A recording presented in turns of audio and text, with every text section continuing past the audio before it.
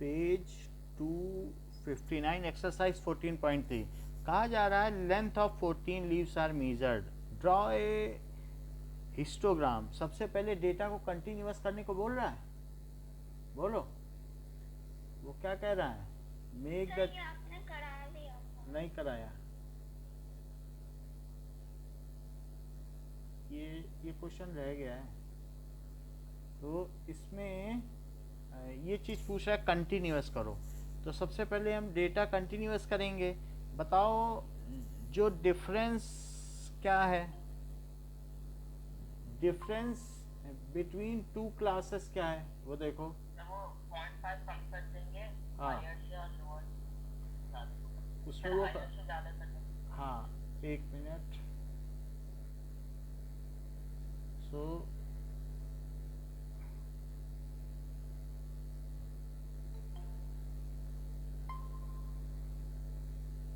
Now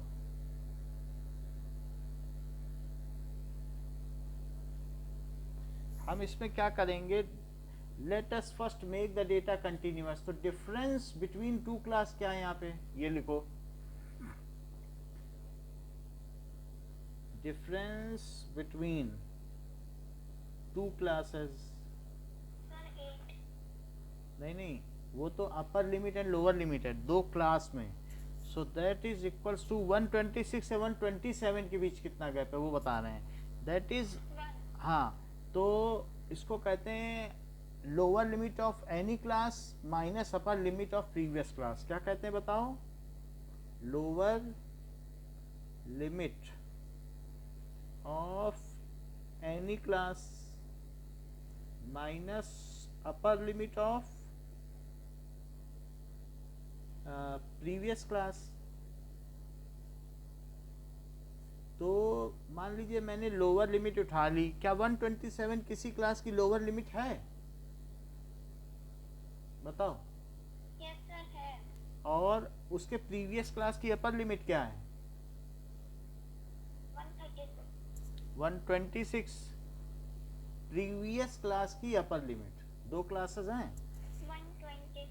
तो 118 और 126 है, और 127 और 135। तो lower limit of any class और minus previous limit minus upper limit of previous class. समझ में आ गई बात? तो ये 1 हो गया। What is half of the difference, क्या है हाफ ऑफ, हाँ डिफरेंस, इट इज 1/2। ये जैसा माही बता रही है कि 0.5 है, ठीक। अब add this to the upper limit and subtract from lower limit to make the data continuous। add कर सकते हैं बट ये बुक में किया हुआ है तो इसलिए अगर मान लीजिए कर देना ठीक है। एट 0.5 टू, टीचर से पूछ लेना, अगर वो कहते डायरेक्ट कर दो तो कर देना, हमने आपको बता दिया। अगर वो कहें ना डायरेक्ट करो तो ऐसे करना, ठीक है। 0.5 to upper limit of all classes and subtract, और सब्ट्रैक्ट कितना करें, subtract 0.5 from lower limit of all classes. तो अगर हम कहेंगे to make grouped frequency distribution table continuous, grouped, ठीक है, frequency distribution table, see distribution क्या,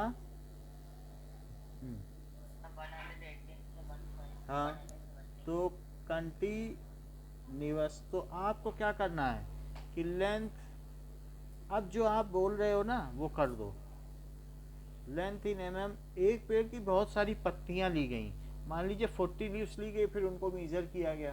किसी पेड़ की 40 पत्ती तोड़ के ले आओ और उनकी लेंथ मीजर करो। सो नंबर ऑफ लीव्स, कुछ लीव्स छोटी मिलेंगी कुछ लीव्स बड़ी मिलेंगी, ब्लर हो गई।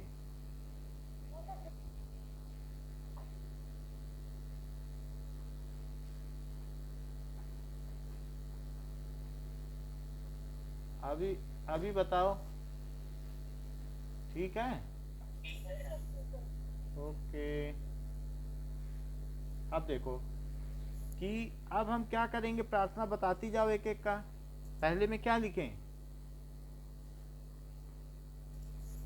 बताओ। लोअर में से 0.5 माइनस कर दो और हायर में से, हाँ बोलो। सर 117.5 हाँ और 126.5। 126.5 नेक्स्ट बोलो। सर 126.5 135.5। हाँ इसमें सब्ट्रैक्ट कर रहे हैं, चेक कर लो, और उसमें ऐड कर रहे हैं, यस इसमें कम उसमें ज़्यादा, तो 135.5 नेक्स्ट। 135.5 और 145 वन 144। इसलिए क्योंकि ना अभी हम बता रहे हैं, ये चीज़ें कर लें फिर बता देते हैं आपका सवाल। हाँ बोलो। इसमें 144.5 153.5 153.5 नेक्स्ट। 153.5 और 162.5 162.5 162.5 171.5 नेक्स्ट। 171.5 180.5। हाँ ये चीज़ है कि जैसे ये हमारी एक डेटा है, तो डेटा में ये 118 था और ये 126 है, यहाँ तक तो हमने एक ग्रुप ले लिया, और अगला ग्रुप कहाँ से लिया बताओ? क्या 127 से लिया और वो 135 तक गया, तो बीच में ये टूट गया ना ग्रुप, बीच में टूट गया, तो इसका मिड पॉइंट क्या है?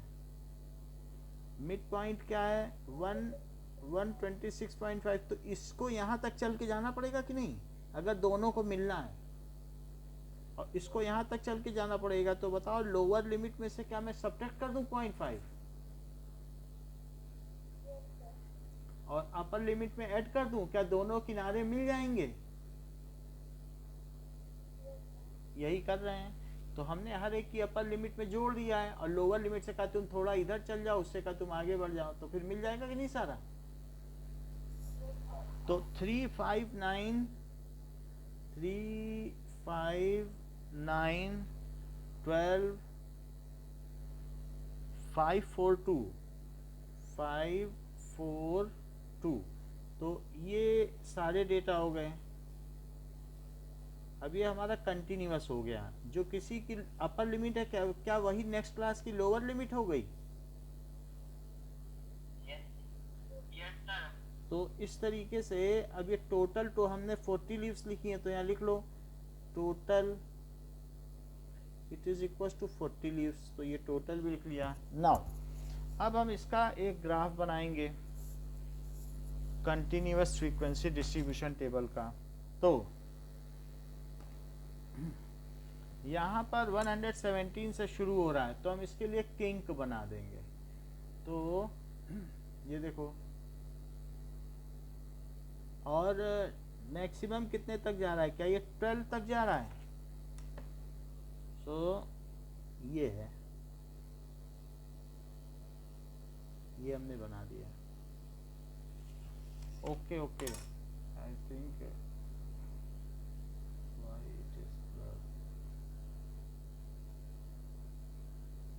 ठीक हो गया।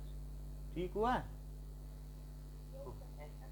चलो अब इसमें एक किंक बनाओ, और किंक बनाने के बाद यहाँ पर लिखो 117.5, फिर उसके बाद 126.5। ये कितने का गैप है?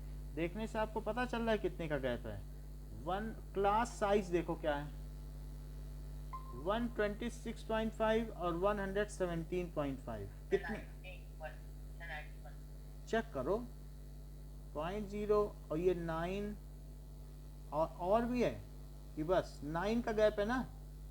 तो इसलिए जो 1 सेंटीमीटर यहाँ लोगे उसे क्या लोगे? 1 centimetre is equals to 9 mm, कितना लिया जाएगा? सो ऑन एक्स एक्सिस क्या लोगे बताओ? On x axis 1 centimetre, number of leaves नहीं नहीं, एक्स ऑन एक्स एक्सिस पे, मिलीमीटर। हाँ वाई पे नंबर 9 mm क्या लिखोगी? 1 सेंटीमीटर को देखो अभी बताया कि नहीं करके, 9 mm आया है, सब्ट्रैक्ट करो। तो इसका एक का क्लास साइज क्या है? 9 है हर एक का, बोलो। यस तो Yes, sir. इसलिए यहाँ पे एक को कितना लोगे? 9 नहीं लोगे? यस तो 9 ले लिया। अब 126 के बाद फिर नेक्स्ट क्या लिखें? एक एक सेंटीमीटर लेते जाओ। तो नेक्स्ट हो जाएगा 135.5, तो उसको ले लीजिए 135.5, 135.5। फिर नेक्स्ट क्या हो जाएगा 1 सेंटीमीटर पर? वो यूनिट हो गई थी ना। यूनिट है, यहाँ पे हम स्केल डाल दिया ना हमने कि 1 तो सेंटीमीटर, वही यूनिट। हाँ 9 mm, या 1 यूनिट लिख लो अगर आप 1 सेंटीमीटर नहीं ले रहे हो तो। 135.5 के बाद क्या लिखोगी?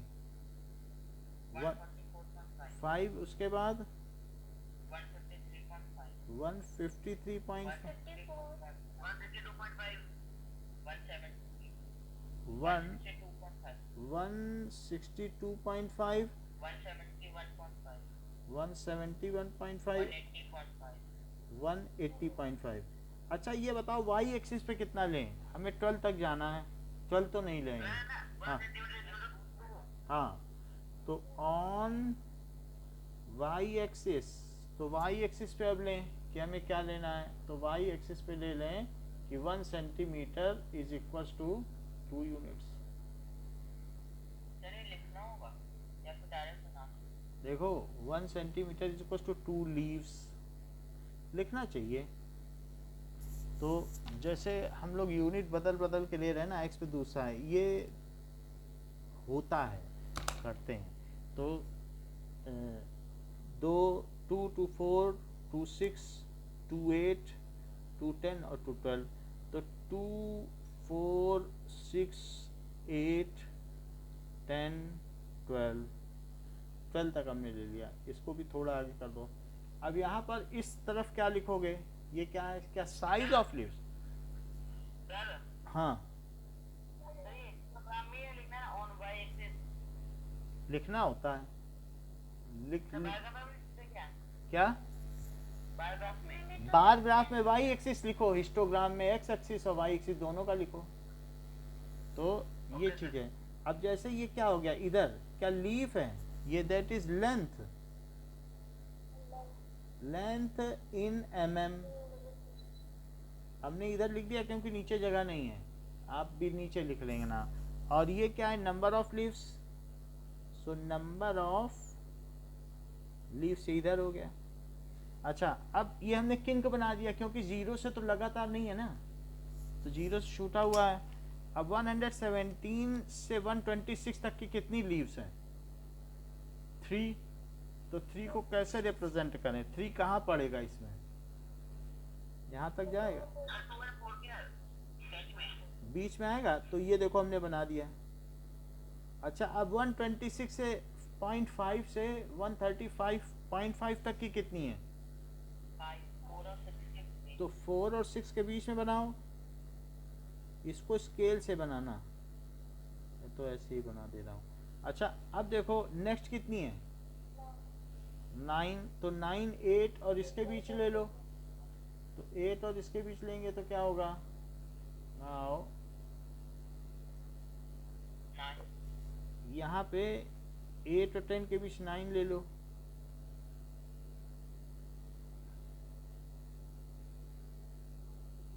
ये हो गया, ठीक है। जैसे 12 का है। फिर 144 है तो 12 है, 12 तो पूरा ही ऊपर तक चला जाएगा ये। जैसे 5 है। तो 12 तक अगर हम जाएंगे तो हिस्टोग्राम कैसा आएगा? ये आ गया। फिर इसके बाद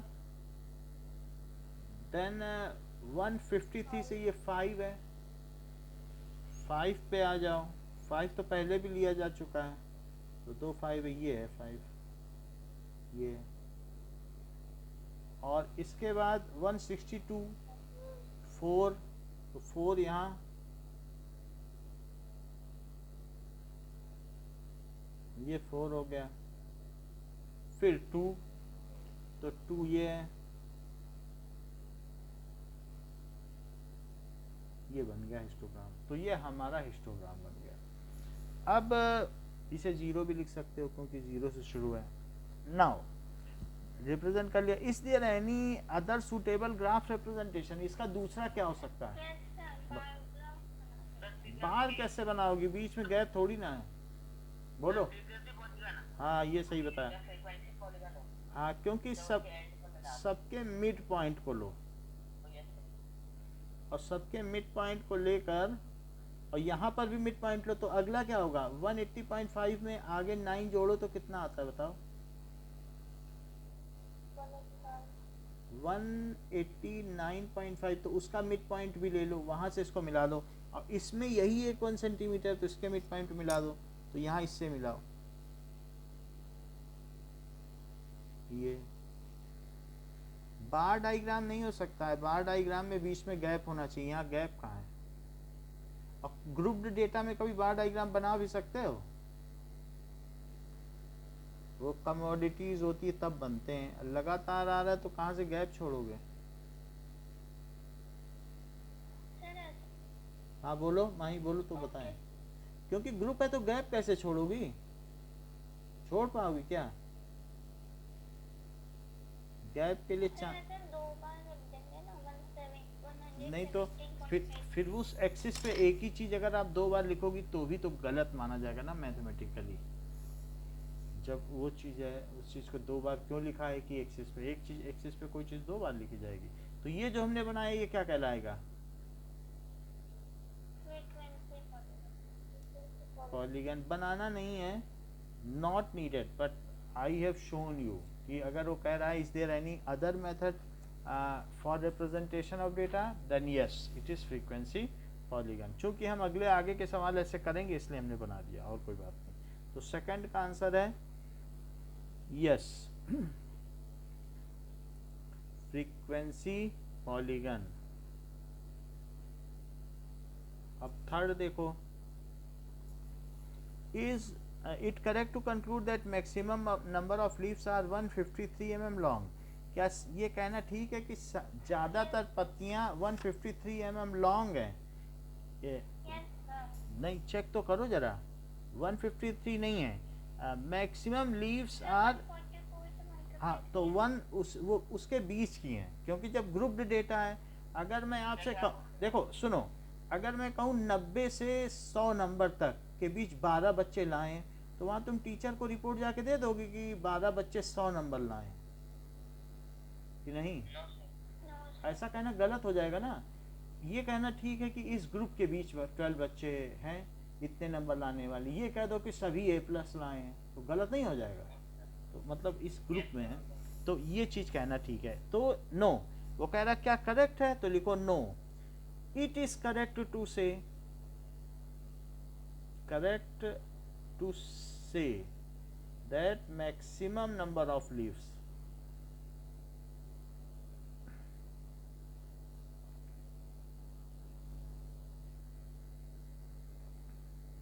आर कहाँ से कहाँ तक हैं? In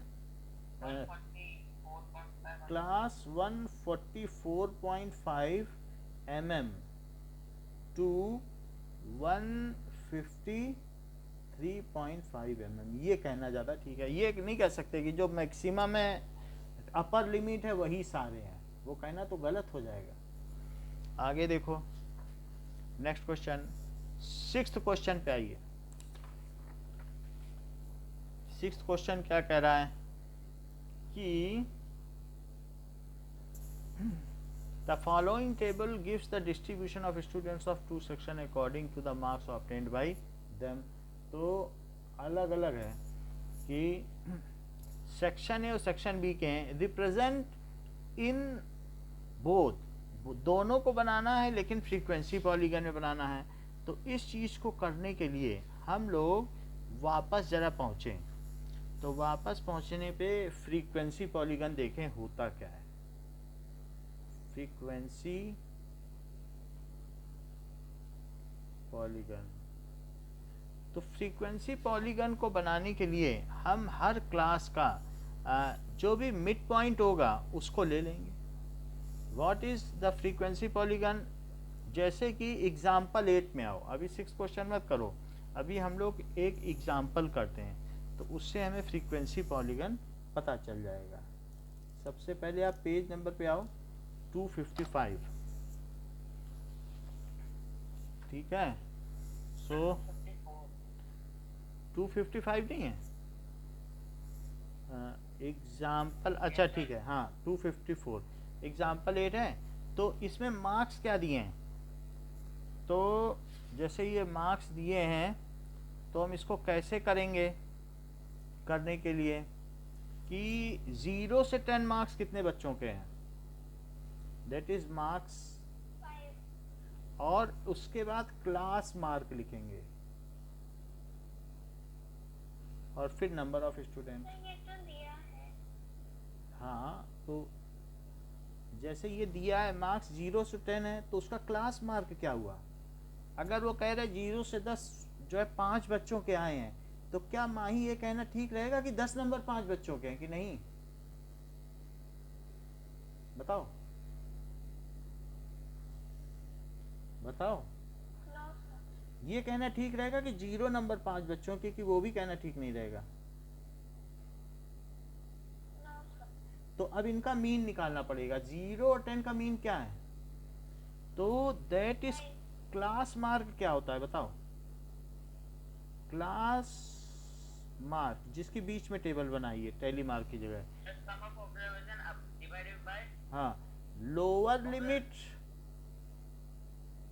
plus upper limit divided by 2। तो बताओ इसकी लोअर लिमिट 0 है क्या? yes sir और अपर लिमिट 10 है और बाई 2, तो 10 बाई 2 कितना हो गया? 5. 5। तो यहाँ लिखो 5। ये कहना ज़्यादा ठीक रहेगा कि 5 नंबर 5 बच्चों के, क्योंकि न लोअर के लिए ना अपर के लिए, मिडिल के लिए हैं। ये कहना ज़्यादा, मतलब ये कहना ज़्यादा ठीक रहेगा कि जो मिड पॉइंट है वो 5 बच्चों का है, न सबसे कम नंबर 5 बच्चों के हैं न सबसे ज़्यादा। ये कहना ठीक रहेगा ना? 0 से 10 का मिड पॉइंट क्या है? 15। अच्छा 10 से 20 का मिड पॉइंट क्या है? 15 क्योंकि इसको दोनों को जोड़ो और जोड़ने के बाद बाई 2 कर दो। 30 बाई 2 कितना होता है? जो फॉर्मूला पे का लिखा है ये है क्लास मार्क। अगर अगले का क्लास मार्क निकालोगे तो 10 प्लस 20 बाई 2 के लिए क्या करोगे बताओ? yes sir जैसे यहाँ पे आपने क्या किया, 0 प्लस 10 बाई 2 किया, तो यहाँ क्या करोगे? 20 plus 10 by तो ये क्या 15 आ जाएगा? yes sir अच्छा इसका क्लास साइज क्या है बताओ?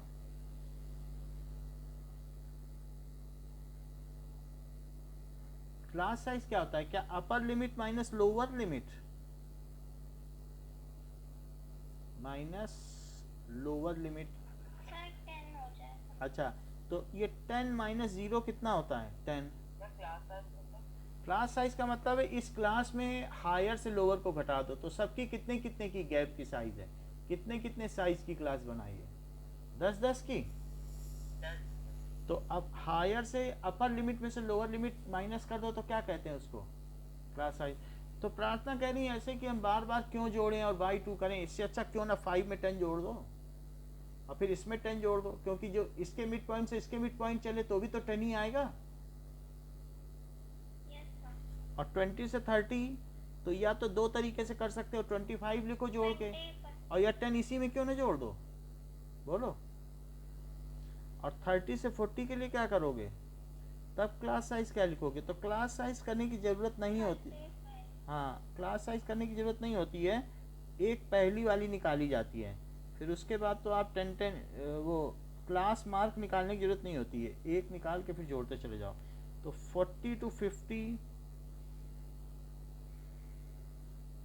तो क्या जोड़ना है यानी इसमें 10 जोड़ा तो 15 आया। yes sir जो क्लास साइज है, क्लास साइज 10 का है, वो सब जोड़ते चले जाओ लगातार। 5, 15, 25। अनुराग अब यहाँ क्या लिखें? सर 35। क्या वही इसका मिड पॉइंट भी है? Yes sir 40। 45 क्या इसका मिड पॉइंट है? यस सर यहाँ 55। 55 इसका मिड पॉइंट हो जाएगा, 65 इसका हो जाएगा। अब 70 to 80 लो और 80 to 90 लीजिए और 90 to 100 लीजिए, तो इनके भी 75, 85 और 95 हो जाएंगे क्लास मार्क।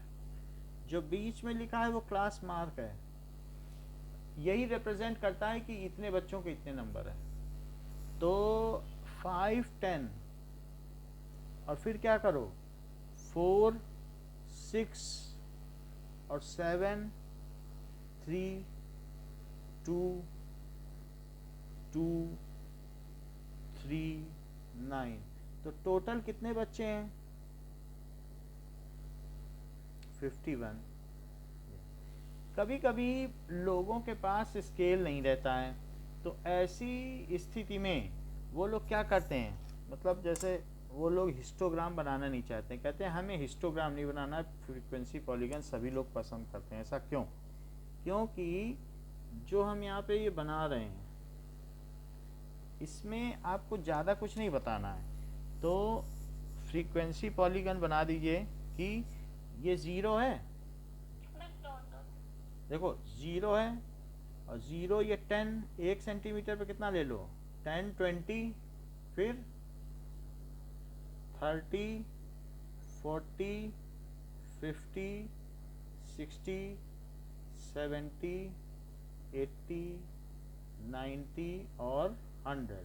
और 100 के बाद एक और कितना ले लो, एक ज़्यादा लेना, 110 ले लो। और इधर 2, 2 का ले लो, 2, 4, 6, 8, 10, 2, 4, 6, 8, 10, क्योंकि फ्रीक्वेंसी हमेशा वाई एक्सिस पे ली जाती है। तो नंबर ऑफ स्टूडेंट्स, जो चीज एक्सट्रीम राइट में है वो वाई एक्सिस में ले लो। अब देखिए ही 5 ये है 5 नंबर 5 बच्चों के। अब इसे भूल जाओ, इसको भूल जाओ। 5 नंबर 5 बच्चों के, ये एक्स एक्सिस है और ये क्या है, क्या वाई एक्सिस। जो पहले है उसे एक्स एक्सिस पे लो, जो बाद में उसे वाई एक्सिस पे। बोलो याद रहेगा? तो अच्छा 5, 5 कहाँ बनाओगे? 5, 5 यहाँ कोऑर्डिनेट बनाओ। क्या यही 5 है मिड पॉइंट? 0 से 10 के बीच क्या पड़ता है? 5। हिस्टोग्राम नहीं बनाना है, हिस्टोग्राम ही नहीं बनाना है, इसका मिड पॉइंट तो हो गया ना 5, और उसे कहाँ तक पहुंचाना है? सर बुक में -5 दिया है। वो बात अलग है, -5 तो हम ले लेंगे ना, वो बाद में लेंगे, अभी मत लो, ठीक है। ये देखो 5, 5 का मतलब समझ में आया क्या है, कि 5 बच्चों के 5 नंबर हैं। वैसे अगर हिस्टोग्राम बनाते तो भी क्या हिस्टोग्राम ऐसे बनता? ये देखो, क्या हिस्टोग्राम ऐसे बनता? लेकिन हम क्यों बनाते? हमें क्या करना है, हमें तो मिड पॉइंट लेना है ना। अब हमें सिर्फ इन्हीं दोनों को लेना है। बोलो 5, 5 ड्रॉ कर दिया, 5, 5। क्या कोई मुझे बताएगा अगला कोऑर्डिनेट क्या ड्रॉ करना है? अब आप कोऑर्डिनेट ज्योमेट्री पे 15, 10, तो 15 पॉइंट कहाँ है जरा सोचो, ये हमारा ग्राफ है। 20 के लिए। तो 15 लो और 15 से सीधा चलो, कहाँ तक चलो? ऊपर तक चलते चले जाओ, यही 10 होगा कि नहीं? इसी एक्सिस पे सीधा चले जाओ और ऊपर जाके जहाँ 10 हो वहाँ रुक जाओ। तो ये देखो 10 पे रुके हम, देख लो इसी से ऊपर गए थे कि नहीं। तो ये क्या आ गया बताओ, 15, 10। तो अगला पॉइंट क्या होगा? 25, 4। तो 25, 4, तो ये 25, ये कौन सा पॉइंट है इसके बीच? 25। लेकिन 4 कहाँ लोगे? और ये 25 मिलाओ इसको, तो ये पॉइंट क्या हुआ?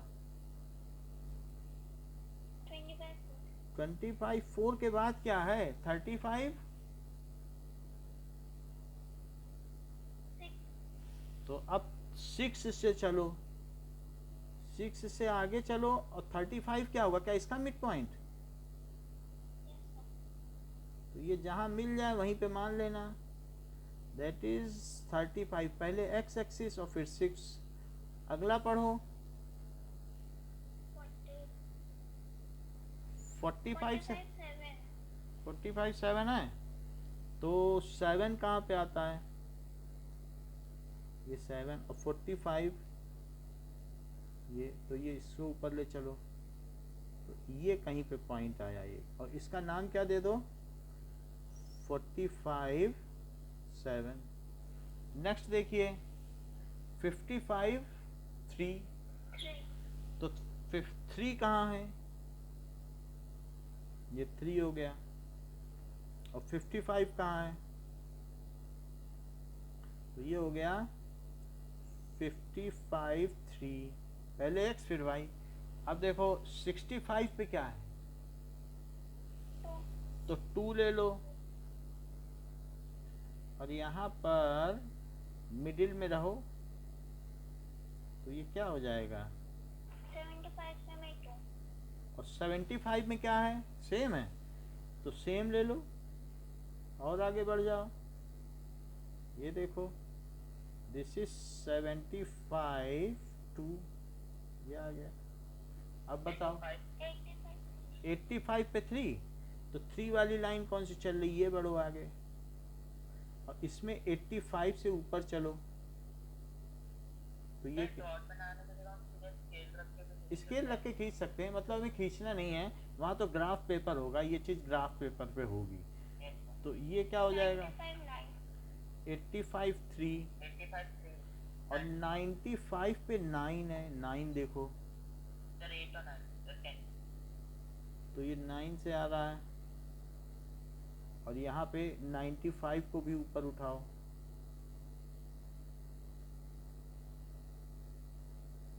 तो ये क्या हो गया? 95 पे 9।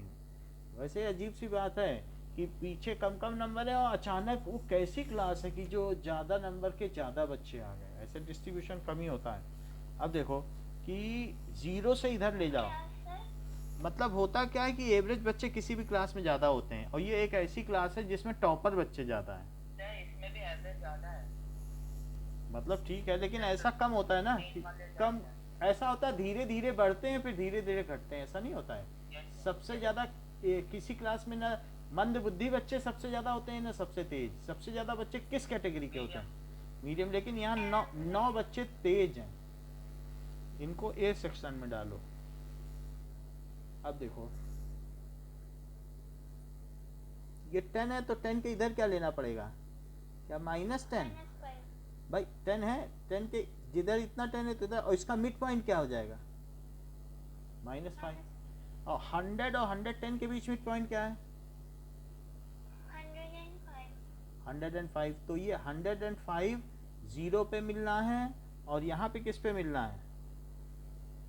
माइनस, 50. हाँ यहाँ पे मिलाना पड़ेगा। अब सारे पॉइंट लगातार, क्योंकि पॉलीगन है ना, जमीन से कोई बिल्डिंग उठेगी नहीं, जमीन तक नहीं जाएगी। कोई भी तंबू लगाओ तो उस पॉलीगन को क्या हवा में लटकाते रहोगे? वो अच्छा लगेगा? कोई भी चीज़ है तो इस तरीके से उसे बेस से कनेक्ट नहीं करोगे तो वो रिप्रेजेंटेशन अधूरा लगता है। तो मैंने इसको ऐसा इसलिए किया क्योंकि या तो हम इस मिड पॉइंट से शुरू करते, बट कभी भी फ्रीक्वेंसी जब पॉलीगन है, अगर मैं कह दूं ये पॉलीगन है और ये यहाँ पे छोड़ दूं, मिलाऊं ना, पॉलीगन का क्या मतलब है? क्या सब पूरा मिला होता है? अगर ये पॉलीगन बन जाए तो नीचे एक लाइन, क्या खुला पॉलीगन छोड़ दोगे? यहीं खुला छोड़ दोगे दोनों? तब उसे पॉलीगन ही क्यों कह रहे हो? हैं? खुला छोड़ोगे तब पॉलीगन नहीं कहलाएगा ना। अब देखो अगले पॉइंट को मिलाओ, फिर अगले पॉइंट को मिलाओ, फिर उस एंड को भी कहीं लगाना ही पड़ेगा क्योंकि नीचे तो एक पूरी लंबी सी साइड है और ऊपर तो पूरी है, लेकिन बंद होना चाहिए पॉलीगन, खोल के नहीं रख सकते पॉलीगन। अब इस तरीके से ये ये तो सभी पॉइंट को मिलाते जाइए आप। जब उसको हम 100 पे भी तो सेट करते हैं।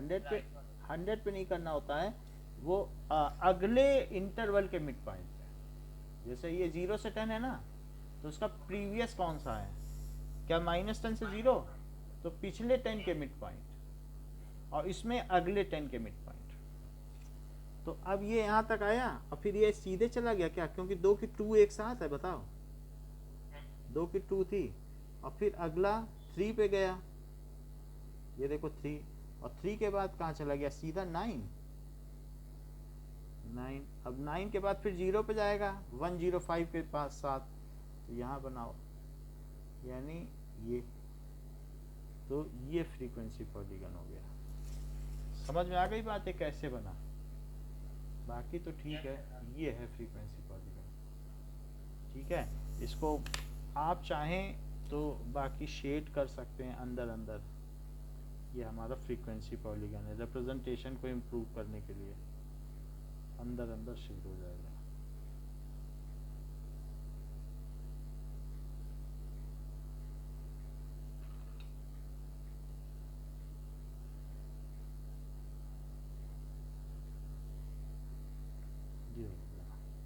It is frequency polygon. ठीक है, अच्छा अब इसी बेस, हाँ सर मुझे डाउट है बोलो। आपके ऊपर। बोलो। सर यहाँ पे ना एग्जांपल नंबर 7 में तो थोड़ा अलग से कुछ पूछा गया है। एग्जाम्पल 7 देखते हैं। एग्जाम्पल 7, अभी एग्जाम्पल 7 हमने नहीं कराया ना, सबसे लास्ट में कराएंगे जब ये चैप्टर खत्म हो जाएगा। एग्जाम्पल 7 आपके सिलेबस से निकाल दिया गया है, मालूम है।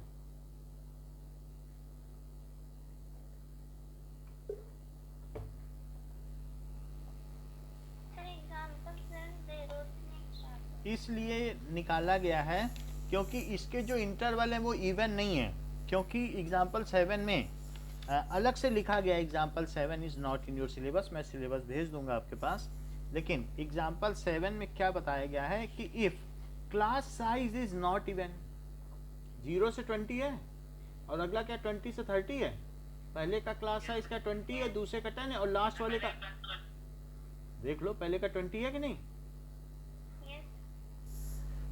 और दूसरे का 10 है, और लास्ट वाले का तो 30 है।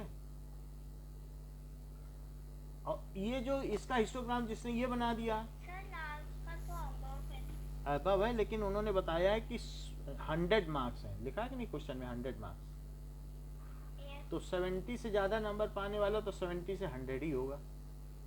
तो इसलिए इस तरीके के क्वेश्चन पहले थे, लेकिन अब ये पेंडेमिक के चलते निकाल दिए गए। But we will do it, but at last पहले हम लोग सिलेबस की चीज कर लें, तो उसको भी कर लेंगे। अब देखो, अब अगले क्वेश्चन पे आ जाओ कि एग्जाम्पल 9 पे आओ। एग्जाम्पल 9 क्या कहता है, क्या वो भी फ्रीक्वेंसी पॉलीगन बनाने को कहता है, और क्या उसमें क्लास मार्क दे रखा है इस बार? अच्छा, अब हम लोग कोऑर्डिनेट नहीं लिखेंगे, इससे हमारा फ्रीक्वेंसी पॉलीगन गंदा हो जाता है। बुक का देखो कितना साफ है, नहीं क्लास मार्क लिखेंगे, लेकिन हम अपने पॉलीगन में ना कोऑर्डिनेट नहीं लिखेंगे, फिर वो दिखने में गंदा लगता है। ठीक है, या पेंसिल से लिख लो बाद में, चाहे पेंसिल से लिखे रहो, तो उससे क्या होगा, वो हल्का हल्का रहेगा, वो दिखने में फिर रिप्रेजेंटेशन है ना, ये वो उतना अच्छा नहीं लगता है। तो पहले लिखो क्लासेस। क्या इसके सभी क्लास साइज सेम हैं? Yes sir, yes sir. अच्छा, क्लास मार्क और फ्रीक्वेंसी, फ्रीक्वेंसी का वही मतलब है नंबर ऑफ स्टूडेंट्स, या जो भी पूछा गया हो किसी भी कॉन्टेक्स्ट में। तो सिटी में ये बताया कॉस्ट ऑफ लिविंग इंडेक्स, यानी 140 से 150 रुपए, 140 से 150। ठीक है, number of weeks, the weekly observation made on the cost of living index, यानी 5 हफ्ते तक जो वहाँ ऐसा होता है ना, महंगाई घटती बढ़ती रहती है, तो उन्होंने बताया कि 5 वीक ऐसे निकले जिसमें चीज़ें सस्ती थी और लोगों का प्रतिदिन का खर्चा कितने रुपए में चल गया, 140 रुपए में। लेकिन कभी महंगाई बढ़ भी सकती है ना, तो क्या ऐसे भी कुछ हफ्ते रहे? साल में कितने वीक होते हैं मालूम है किसी को क्या? या 52 52 साल में तो yes sir, 52 वीक्स होते हैं और 2 डेज एक्स्ट्रा होते हैं कि नहीं? yes sir। यानी अगर 50 extra होता है ना बोलो सर, 1 डे एक्स्ट्रा होता है फिर से पूछो। सर, 1 डे एक्स्ट्रा होता है ना। अच्छा 1 डे एक्स्ट्रा होता है, लीप ईयर में 2 होता है, ये बात सही है।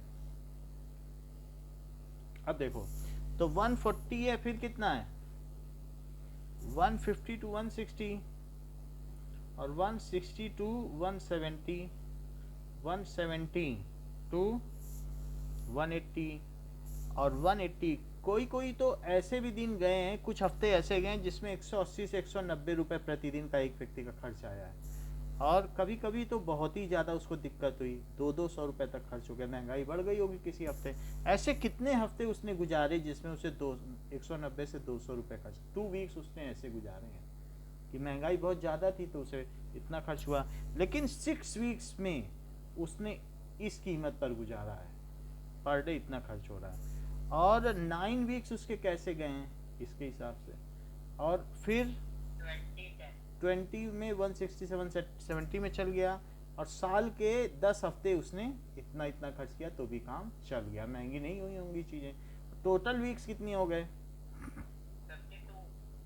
टोटल 52 हो गए। अब एक बात बताओ, 140 से 150 का क्लास मार्क क्या होगा? 155, ये सही बता रहे, लेकिन फिर भी मैं एक बार निकाल दूं एक का, is equal to 140 plus 150 by 2। इसका फार्मूला क्या है क्लास मार्क का?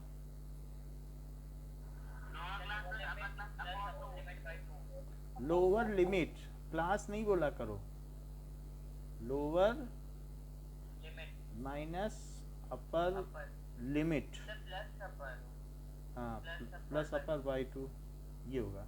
इतना करने के बाद हमें कितना मिल गया? 190 बाई 2, तो कितना आया? क्या 145? अब इसके बाद हमें क्लास साइज भी निकालना चाहिए क्या, क्योंकि हम इसमें जोड़ेंगे ना लगातार। तो upper limit minus lower limit, upper limit है 150 और माइनस 140, तो ये कितना हो गया 10। अब सब एक में 145 लिखते जाओ, 10 जोड़ते जाओ, तो 145, 155, 165, 175, 185 और 195, ये हो गया। अब हम इसको बनाएंगे, एक किंक भी चाहिए क्योंकि ये 0 से नहीं शुरू हो रहा है। अच्छा, फिर हम इसमें किंक के बाद एक 140 से 150, ये सही बता नहीं है। देखो माही ने बहुत अच्छा बताया कि 0 से अगर हम शुरू करेंगे तो कितना लंबा खाली जाएगा।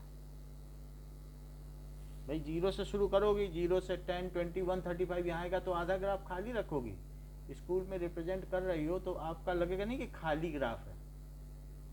तो कोई भी जब रिप्रेजेंटेशन होता है ग्राफ तो भरा होना चाहिए कि नहीं, तभी अच्छा लगता है। क्योंकि 0 से अगर आप 0 से 10, 10 से 20, 135 तक तो कुछ भी नहीं रहेगा, क्योंकि 10 रुपए में किसी का खर्च चलेगा क्या पर डे का? 130 रुपए तो मिनिमम लगने ही है, तो हम क्यों उस चीज़ को ग्राफ में दिखाएं।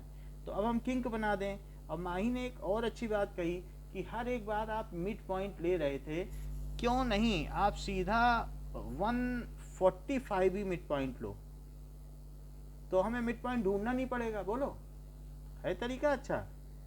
बोल नहीं है कि जो क्लास मार्क है वही क्यों ना ले लो, और उसके पहले एक 135 ले लो जिस पे मिलाना हो। ये 145 है क्या, कोऑर्डिनेट ही क्यों ना ले लो। बोलो, हम मिड पॉइंट कहाँ ढूंढेंगे? तो हर सेंटीमीटर पे आप कोऑर्डिनेट लो, बुक भी देखो वही ले रही है।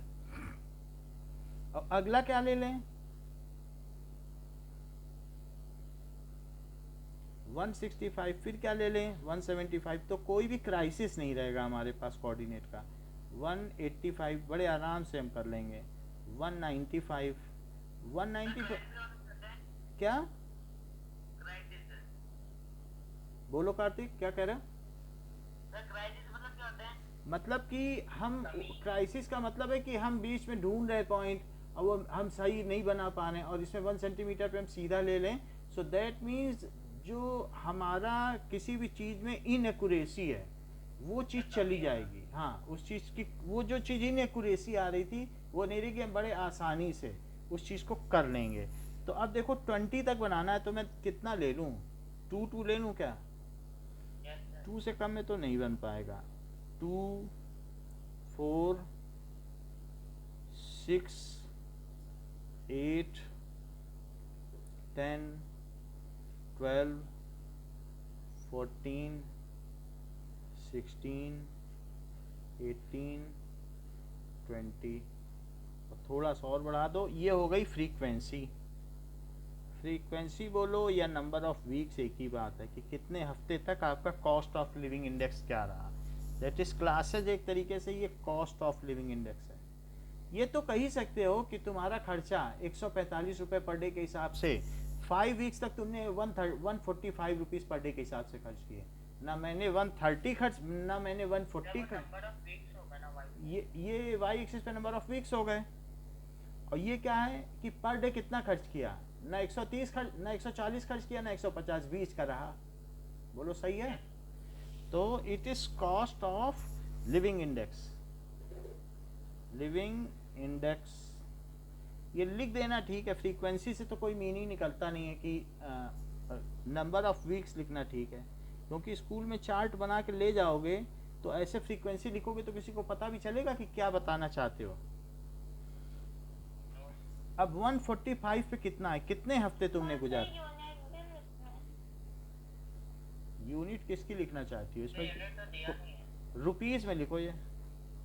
ना उसका मैं बोल रही यूनिट 1 सेंटीमीटर पर रुपये। हाँ लिख सकती हो, ये लिख देना चाहिए। स्केल ऐसा लिखना चाहिए, scale X axis 1 centimetre is equals to 10 rupees. ये कितना है? और वाई एक्सिस पे क्या है?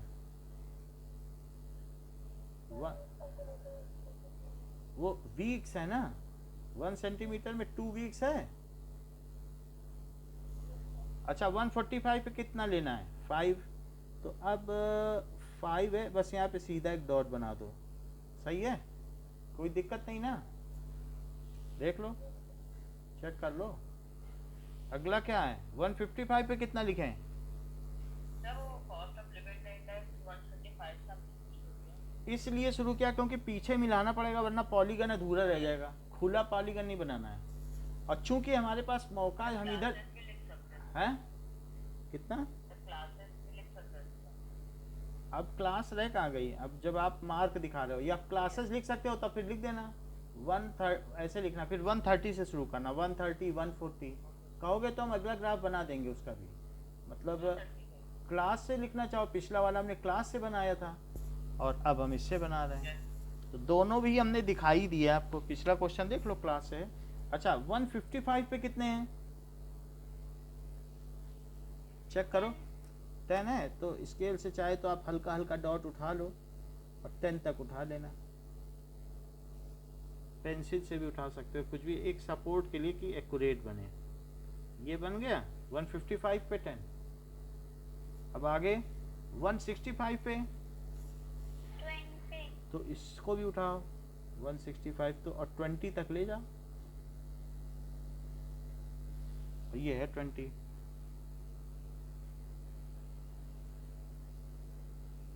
ये मिल गया पॉइंट, ठीक है। अब देखो ये हमारा पॉइंट हो गया। नेक्स्ट देखिए 175 पे कितना है? 9। 9 कहाँ पे होता है? 9। और 175 पे 9 बना दो। ये है। फिर 185 पे क्या है? 6 है। ये हो गया। 195 पे क्या है? 195 पे 2 है ये, और इनके इस पे भी एक डॉट लगाओ और इस पे भी एक डॉट लगाओ, बोलो बात सही है? क्योंकि ये कितना है 205 है ना, इसके अगला 10, 195 में 10 जोड़ो 205 होता है, और 145 में से 10 माइनस करो तो कितना होता है 135। 10 का गैप है ना सब में। अब इस पॉलीगन को बंद कर दो। बंद कैसे किया जाए? ये फिर ये सर इस बार आपने 135 से क्यों लिया? अभी बता दें, ये सर समझ गए सर। कहोगी तो बता देंगे। सर समझ अगर मान लो मैं 130 से 140 लेता तो भी क्या 135 ही पे मिलाती, बताओ, गए सर। है ना? अगर आप लेती भी 1 तो भी तो मिड पॉइंट पे मिलाया था कि नहीं? -10 लेके मैंने कहाँ मिलाया था बताओ? क्या -5 पे नहीं मिलाया था? और इसी तरीके से 105 पे नहीं मिलाया था? याद करो, मैं दिखाता हूँ फिगर आपको। ये देखो, यस सर। अगर आप ले भी लोगी, मान लो मैं पूरा ले रहा हूँ 110, तो मेरे लेने का कोई मतलब रहा? मिलाया मैंने किस पे? 105 पे। इसी तरीके से इसके पिछले वाले में भी, यहाँ से यहाँ तक तो असली क्लास थी, तो पीछे आके मिड पे ही तो मिलाया। तो इसकी पिछली क्लास क्या है बताओ? 140 से पीछे वाली, क्या 130 to 140 है? इससे पिछली क्लास क्या है? Yes sir.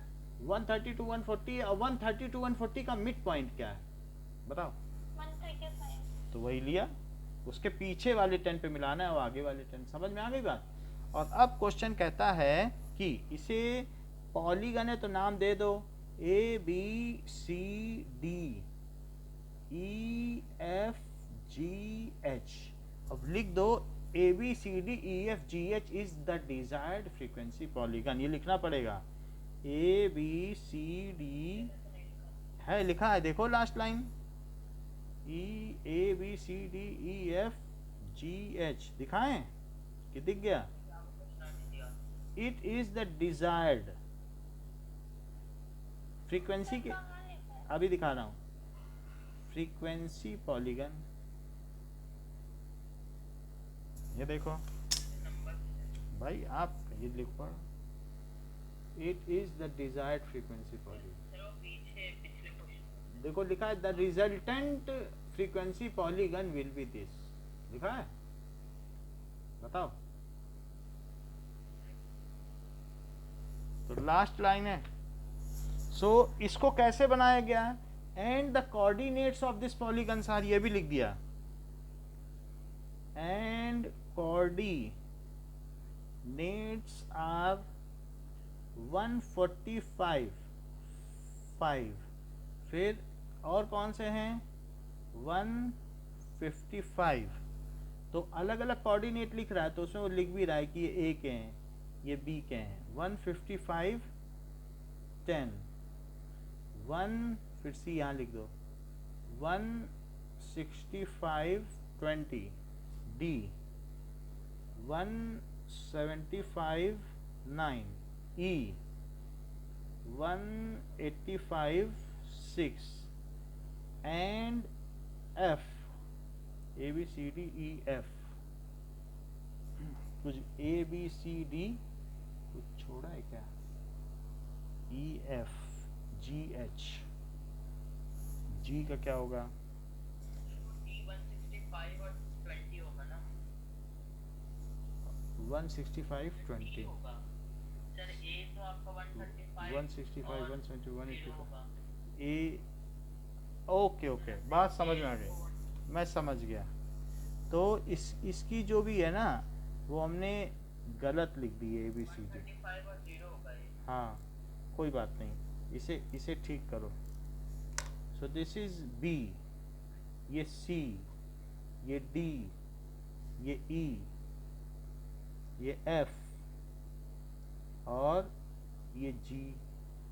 तो G कितना हो गया? 195 2। ये फ्रीक्वेंसी पॉलीगन के कोऑर्डिनेट्स हैं। A B C D E F ये एफ हो गया जी। तो ये इसके कोऑर्डिनेट्स हो गए। बाकी तो सर ए ए भी लिखना चाहती हो तो ए भी लिख लो, 5 और 0 ठीक है। ए इज 135 और एच लिखना है तो एच क्या हो गया 205 सर 2050। ये लिख देने से ठीक है, बुक ने लिखा इसलिए हमने भी लिख दिया। अब आप आ जाइए क्वेश्चन नंबर 6 पे। क्वेश्चन नंबर 6 क्या कह रहा है कि पेज नंबर निकालो 260। इसमें ये बात कह रहा है कि मार्क्स हैं और फ्रीक्वेंसी है सेक्शन ए के बच्चों के और सेक्शन बी के बच्चों के। 50 नंबर का टेस्ट हुआ। सेक्शन ए में कितने बच्चे हैं चेक करके देखो। सेक्शन ए 40 से 50 और सेक्शन बी, दोनों को एक ही में फ्रीक्वेंसी पॉलीगन बनाना है। तो मार्क्स क्लास मार्क और फ्रीक्वेंसी लिखना हो तो फ्रीक्वेंसी लिख लो, फ्रीक्वेंसी। फिर यहाँ पर भी मार्क्स क्लास मार्क और फ्रीक्वेंसी। तो अब ये जो इसके कितने कितने मार्क्स हैं क्लास मार्क हैं 50 तक दिए गए, और इसमें भी मार्क्स क्लास मार्क। तो 0 से 10 कितने बच्चों के आए, ये आए हैं 3 बच्चों के। क्या इसका क्लास मार्क 5 होगा? फिर 10 to 20 9 बच्चों के आए, लेकिन इसका क्लास मार्क 15 होगा।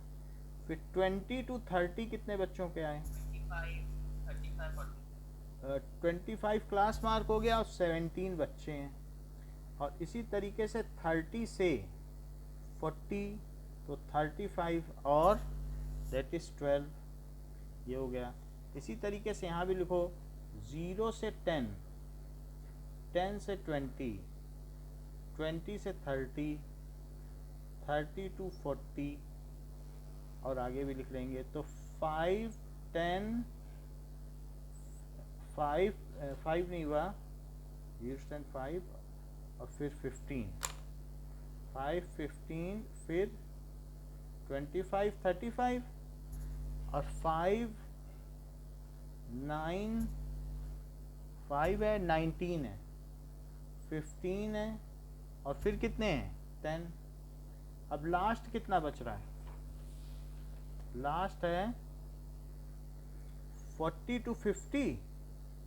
इसके 45 बच्चे हैं, 45 है क्या मार्क्स, और कितने बच्चों के आए 9। और ये 40 to 50 दैट इज एक बच्चे क्या है, तो 45 एक बच्चे क्या है। तो इससे अगर हम और आगे बढ़ें तो हमें पता चल जाएगा कि टोटल बच्चे कितने हैं। और ये how many of them is that is total. So total how many students are there, total करें तो 9 3 ऐसा लिख तो रहा नहीं होगा कि कितने बच्चे हैं। तो 9 3 12, 12 और 17 29, 29 में 12 जोड़ो, 29 में 9 जोड़ दो तो दैट इज 38, 38 में 12 जोड़ो तो 50, ये 50 हैं, इनमें भी 50 ही होंगे। 19 एक 20 20 20 और ये 50, टोटल 50। लेकिन अगर इसे कार्तिक बनाएंगे तो कैसे बनाएंगे? कार्तिक कैसे बनाएंगे कि marks class mark section A section B. तो उससे क्या होगा, क्योंकि मार्क्स और क्लास मार्क तो बदल नहीं रहे हैं। जब एक कंसोलिडेटेड लिस्ट बनती है तो क्या होता है, एक ही में बन जाती है कि नहीं, फिर अलग अलग नहीं बनाई जाती। ये देखो, सो ये देखिए, अब देखो तो इसे कैसे बनाएं। सेक्शन ए के बच्चों के कितने नंबर हैं, सेक्शन बी के बच्चों के कितने नंबर हैं, एक ही बना दो। दो भी बना सकते हैं। दो भी बन सकता है, लेकिन अगर आप चाहें तो सिंगल में भी बना सकते हो, दोनों ऑप्शन मैंने बता दिए। ये एक स्किल है, तो चाहे तो इसे भी यूज़ कर सकते हो। तो मार्क्स कितने हैं? 0 से 10, 10 से 20, 20 से 30, 30 से 40 और 40 से 50। तो इसको 5, 15, 25, 35 और 45 लिखोगे, और यहाँ क्या लिखोगे? 3, 9, 17, 12 और 9 हुआ, और यहाँ क्या है? 5, 19, 15, 10 और 1। बोलो सही है? और टोटल कितना हुआ? क्या 50? यहाँ तक क्लियर है? अब जबकि हमें ये बात क्लियर हो चुकी है, तो कह रहा है क्लास मार्क आपने कैसे निकाला? क्लास मार्क इन दोनों को जोड़ के मिड पॉइंट।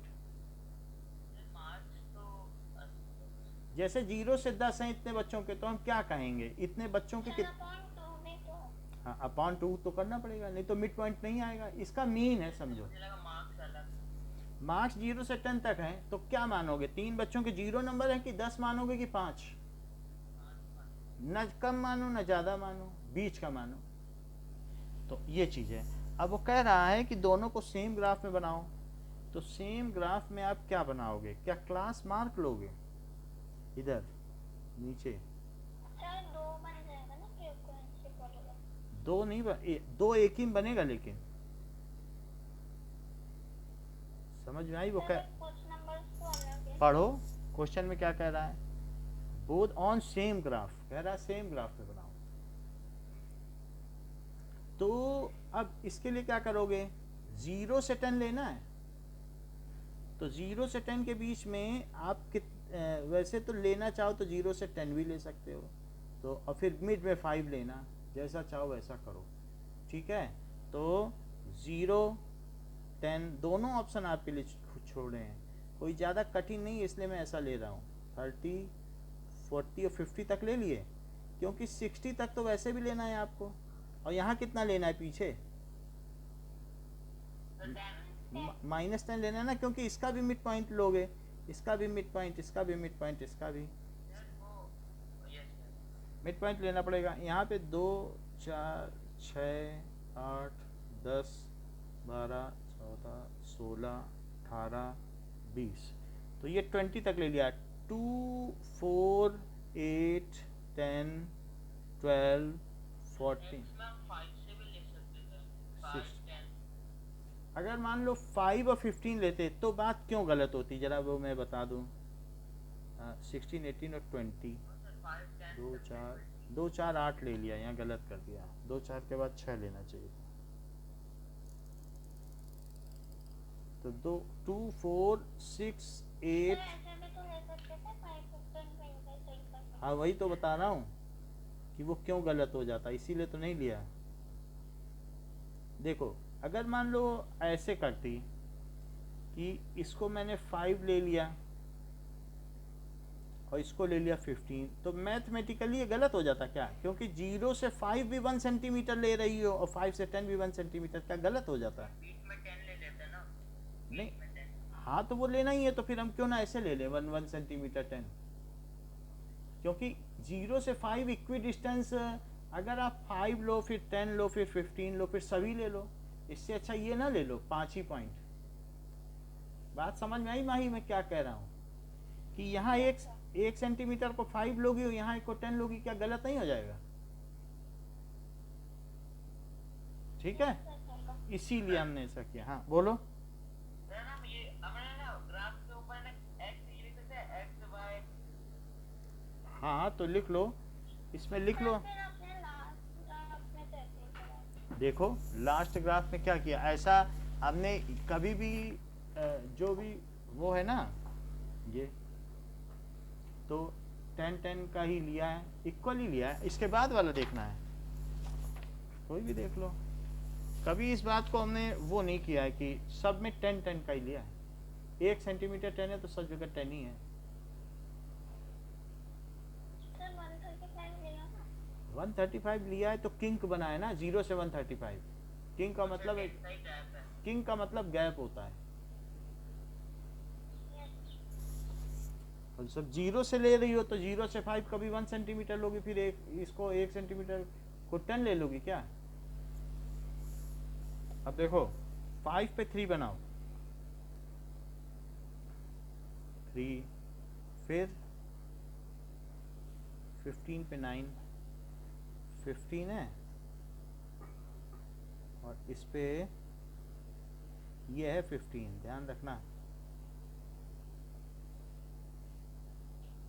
15 पे 9 बनाया, फिर 25 पे 17, 25 लो, ये है 25, 15 इधर लेना है, और उस पे 9, ये गलत कर दिया।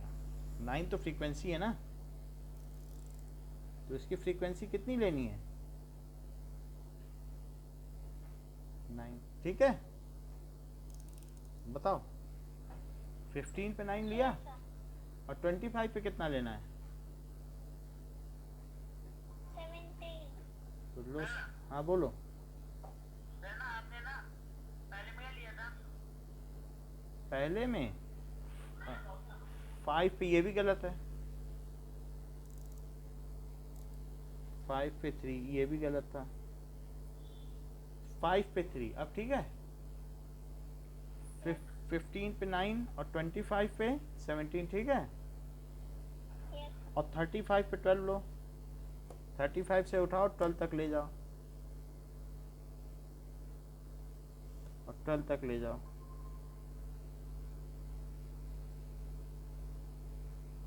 ये आ गया। और 45 पे कितना लो? 9, 45 से उठाओ और 9 तक ले जाओ। हाँ सर पहले ए का बना रहे हैं ना। हाँ, सर गलत है। कैसे बताओ? सर आपने 10 पे कर दिया। 10 पे 10, सर 35 पे 10। हाँ 35 पे 12 लिया, और 45 पे 9 लेना है ना। ये सर 45 पे। 45 का गलत किया है, 45 पे 9 लो, ये है 9, ये हटा दो।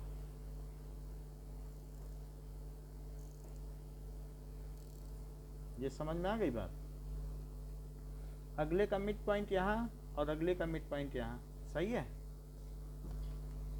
और इसको किसी एक कलर से करो, 2 पॉलीगन है ना, डिफरेंट कलर से करना पड़ेगा। 1 2, उसको नाम लिख देंगे बाद में। वो भी ठीक है, नाम भी लिख देंगे ये, और ये दिखा देंगे कि ग्रीन कलर जो है ए है, सेक्शन ए। यहाँ पे ये हम दिखा देंगे कि जो ग्रीन कलर है वो क्या है, क्या सेक्शन ए है?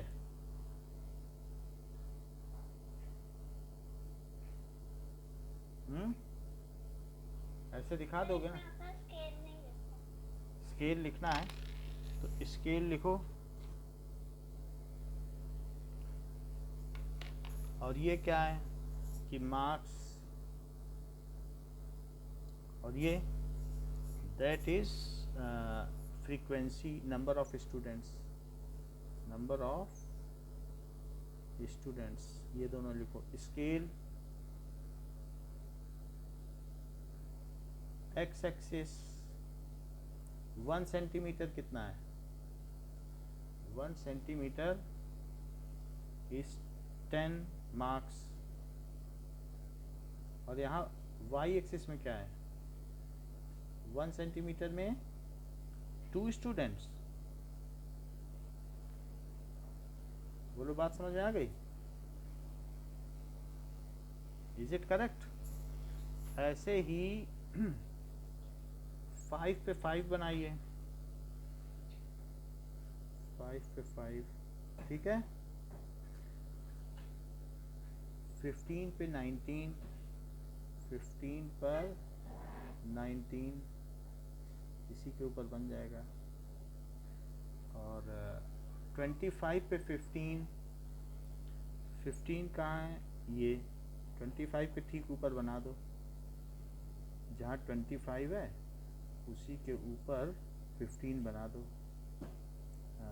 15 15, इसके 25 पे क्या था 17, क्या हमने बनाया?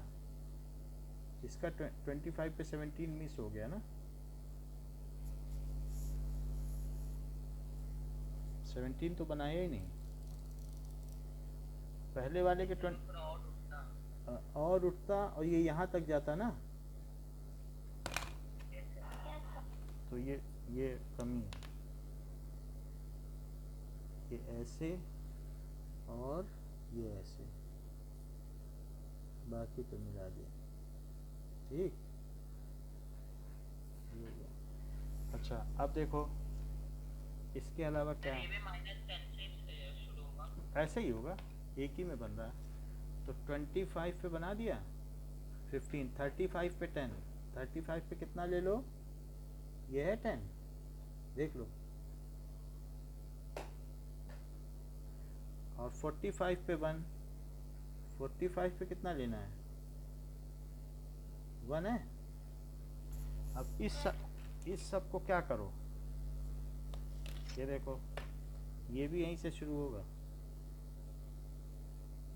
ये इसको इससे मिलाइए, फिर यहाँ पे, फिर यहाँ, फिर यहाँ, और फिर यहीं पे मिला दोगे। समझ में आई? और यहाँ क्या लिख दोगे, that is section B. Sir ऐसे कौन सा आपने सेक्शन बना? ए में सर 35 और 40 का वो भी नहीं मिलाया। 35 पे 10 है, सही है, 35 पे 10, 35 पर 12 है, और इसमें 35 पे 10, सही है। Is it correct? सर कौन सा सेक्शन ज्यादा मार्क्स बोलेंगे? ये अभी हम लोग परफॉर्मेंस कल देखेंगे, आज इतना ही रखो। Okay okay okay.